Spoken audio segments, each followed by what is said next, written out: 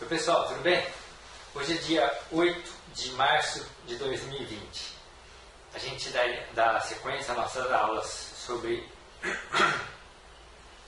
o livro Estudos sobre a Histeria, de Freud e Breuer. E hoje a gente vai trabalhar o primeiro caso clínico do livro, do capítulo 2, que é o caso da Ana O. Desculpa. O caso da Ana O, ele faz parte, vamos dizer assim, segundo a Elizabeth Roudinesco, da mitologia psicanalítica. Por um lado, sim, né, devido à importância e por fazer parte da pré-história e da psicanálise. Ao mesmo tempo, tem algumas versões sobre o final desse caso que beiram aí a mitologia, mas o caso foi bem real.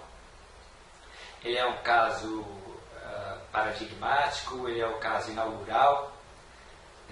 A Ana O se transformou numa das figuras mais importantes dessa época da criação da psicanálise, a ponto de a gente encontrar alguns autores como a própria Elizabeth Roudinesco dizendo que a Ana O se acredita a criação da psicanálise. A Elizabeth Roudinesco é uma autora que eu respeito muito pela erudição dela, mas eu acho ela um pouco afetada assim em alguns momentos e lança algumas coisas assim, algumas frases, algumas coisas exageradas e que às vezes pode confundir um pouco a cabeça do leitor. E uma delas é essa. É claro que não foi a Ana O que inventou a psicanálise ou que criou a psicanálise, mas brincadeiras desse tipo, a Roudinesco não falou brincando, mas brincadeiras desse tipo são comuns. Quem inventou a psicanálise? A Ana O. Por quê? Porque ela tem um papel importantíssimo. Importantíssimo, e eu vou falar um pouco disso. Mas antes, eu queria deixar bem claro, caso eu não tenha falado disso ainda, eu acho que até já disse, mas repito porque a gente está agora falando da Ana O. A Ana O foi a primeira paciente com a qual o Breuer utilizou o método catártico. Daí a importância dela. Na realidade, como a gente vai ver, ela ajudou Breuer a criar esse método. Ela fez parte ativa na criação do método catártico sob hipnose. Mas existe foi disseminado no meio psicanalítico, e psicanalistas às vezes importantes, não sei se importantes assim em termos de freudianos e tal, mas psicanalistas assim que a gente admira nos círculos de psicanálise, ou que escrevem e etc. E já vi escrito em livro publicado por pessoas, por psicanalistas da Sociedade Brasileira de Psicanálise, por exemplo, no qual o autor começa o artigo dizendo assim: uma das primeiras pacientes de Freud, ou a primeira paciente de Freud, Ana O, denominou o método catártico, tarará, de limpeza de chaminé, etc. Então, assim, se disseminou uma ideia com tal força de que a Ana O teria sido a primeira paciente de Freud, que isso se transformou quase que numa realidade que é passada de geração de psicanalistas para geração de psicanalistas, às vezes sem checar. Mas, na verdade, isso não é a realidade. O Freud nunca atendeu a Ana O. A Ana O foi paciente do Breuer. O tratamento da Ana O ele se iniciou em junho de 1880 e terminou em julho de a doença da Ana O começou de junho de 1880 a julho de 1882. O tratamento dela pelo Breuer, de forma sistematizada, ele até já tinha visitado numa consulta, mas o tratamento mesmo começou em dezembro de 1880 a julho de 1882. E o Breuer relatou esse caso para o Freud em novembro de 1882. Então o caso se encerrou em julho. Em novembro eles já eram amigos. Freud era um médico recém-formado ou estudante, não lembro, mas eles já eram amigos. E o Breuer relata então para o Freud esse caso no final de 1882, em novembro. Então, tudo que Freud sabe sobre o caso é por meio do Breuer ou da comunidade judaica, porque a Ana O era amiga da Marta, esposa, que na época era noiva do Freud. Então, eles tinham um certo contato, vamos dizer assim. Eles tiveram notícias do paciente depois e tal.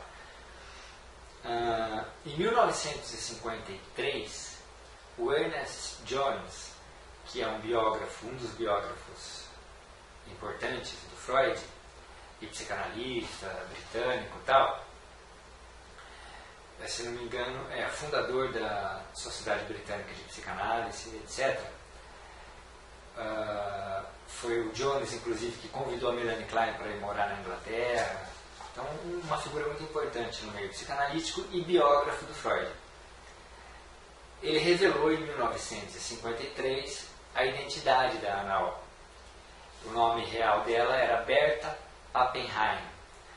Então, os herdeiros dela e parentes ficaram muito revoltados com essa revelação, mas o fato é que o Jones revelou quem era a Ana O, e depois os historiadores pesquisaram a vida dela, etc., devido a esse papel que ela teve lá na aurora da investigação psíquica da histeria por Breuer e Freud.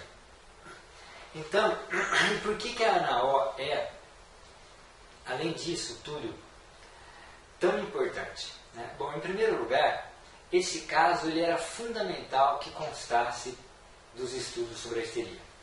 Os autores precisavam que esse caso estivesse era muito importante para eles que o caso da Ana O estivesse entre os casos clínicos.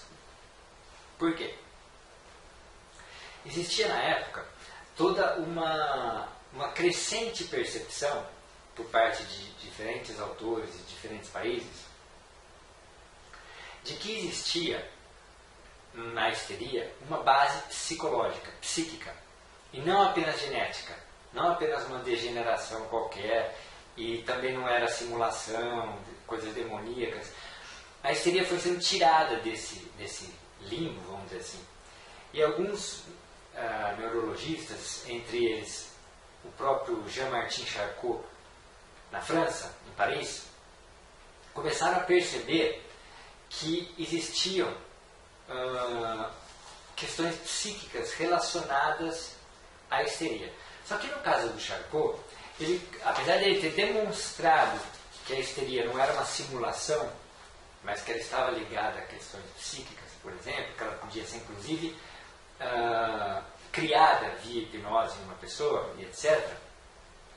Embora ele tenha descrito como funcionavam os ataques histéricos, embora ele tenha ajudado a entender a histeria, etc., ele ainda assim acreditava que por trás disso existia alguma espécie de questão hereditária, alguma espécie de falha no sistema nervoso que levava, uma questão hereditária que levava as pacientes a terem esses problemas depois no nível psíquico. Então ele não dedicou o trabalho dele ao tratamento da histeria.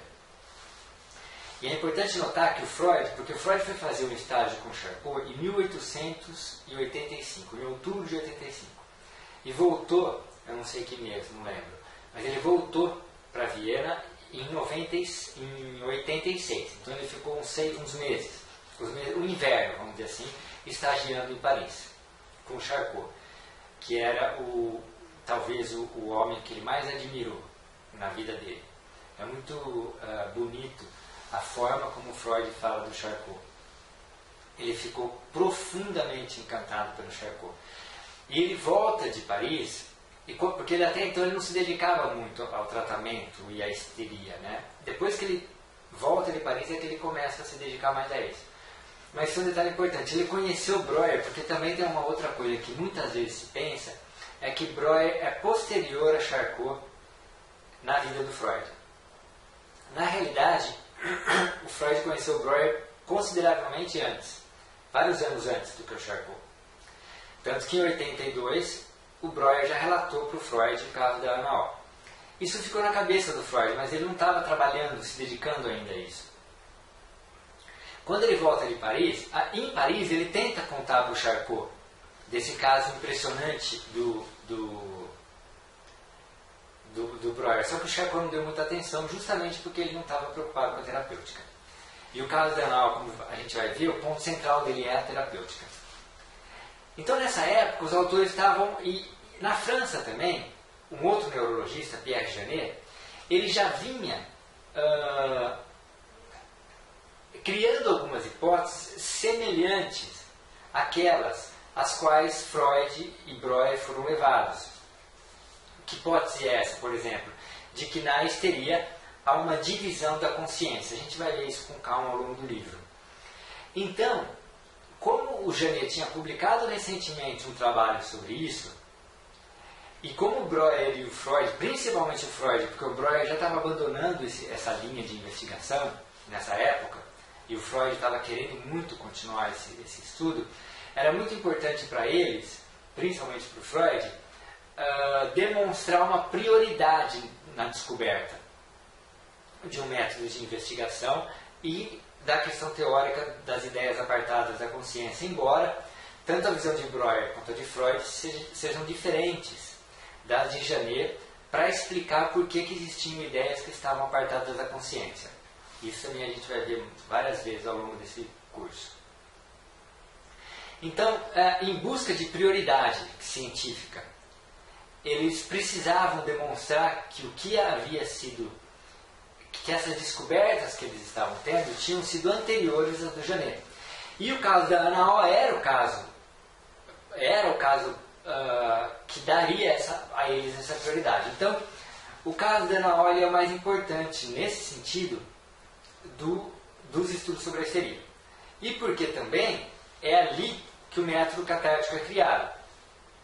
Depois o Freud vai tentar usar o método catártico, vai utilizar o método catártico, a gente vai ver ele tentando utilizar o método catártico, mas a gente vai ver também ele abandonando o método catártico e os motivos pelos quais ele faz isso, e a partir daí vai em direção da criação da psicanálise. Então esse é mais ou menos o contexto do caso clínico da Ana O e a importância dele nos estudos. Tá? E sempre lembrando, é um caso do Breuer. Tá? Não foi ela que inventou a psicanálise, ela é paciente do Breuer. Qual que é o papel fundamental dela? Ela ajudou o Breuer a criar o método catártico. A gente deve dizer que o método catártico sob hipnose é uma criação da Ana O e do Breuer em conjunto. Mais um ponto. A psicanálise, propriamente dita, ela vai nascer com o abandono do método catártico. Ela vem do método catártico, mas ela nasce propriamente dita com o abandono do método catártico. Por isso que ela é uma criação do Freud e não do Breuer.